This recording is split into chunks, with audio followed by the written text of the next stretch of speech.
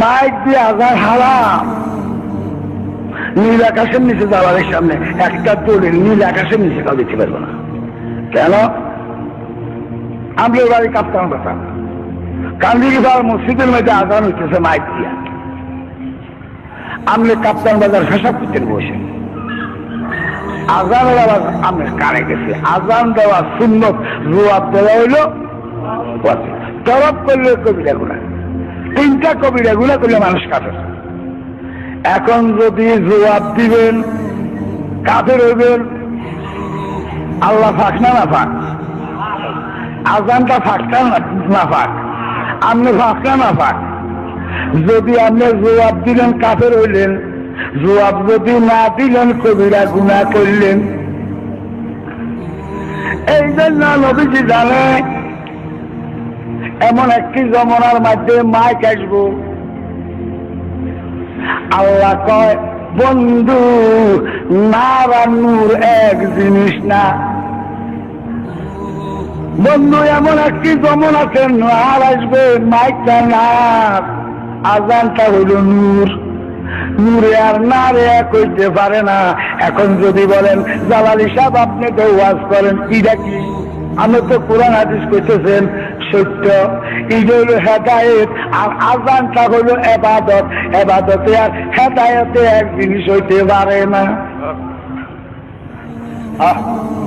আমনে যদি মাইক ছাড়া আজান দেয়, লেতুর রুকির সামনে আপনার মধ্যে আল্লাহর ভয় আছে? আপনি অজু করে মসজিদের দিকে রওনা হইলেন, আজান শুনতেছেন, জবাব দিলেন। মেয়ে লোক বাড়িতে থাক না থাকি অবস্থায় কাজ কামে আছে, আজান হইতেছে, আজান দেওয়া সুন্নত, বেডি এবং বেড়া জবাব দেওয়া ওয়াজিব। এখন আজানের আওয়াজ কানে আসতেছে, জবাব দিতেছেন কাফের হইতেছেন, না দিলে কবিরা গুনাহ হইতেছেন। আমার আল্লাহ কয় বন্ধু আমার বন্দারে জানাইয়া দেন, আমার বন্দার কর্মের দ্বারা যাতে আমার বন্দা গুনাহগার না হয়।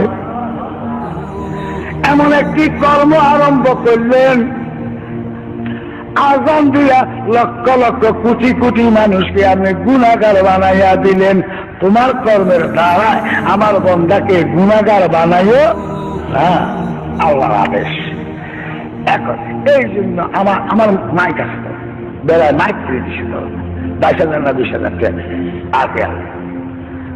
আমরা এলাহানের জন্য মাইক রাখছি, ওয়াজের জন্য রাখছি, আজানের জন্য।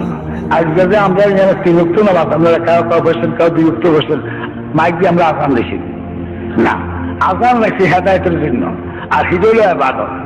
আজান দিব মাইক ছাড়া, মানুষ তো অজু করতেছে আসা জামাতের সামিল হইয়া গেছে। বাইরের ভিতরে তো আজানের আওয়াজ দেয় না, বেরিয়া পবিত্রতা হইয়া গেছে।